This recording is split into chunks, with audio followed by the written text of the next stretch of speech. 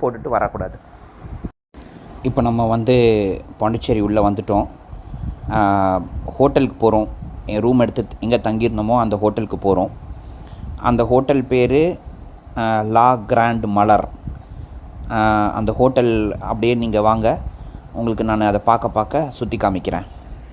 இந்த ஹோட்டல் இருக்கிற location French down அப்படின்னு சொல்லுவாங்க. அந்த ஃப்ரெஞ்ச் டவுனில் ஒரு சின்ன லேனில் இருக்கும். பட் ஹோட்டல் ஒன்றும் பெரிய பணக்கார ஹோட்டல்லாம் சொல்ல முடியாது.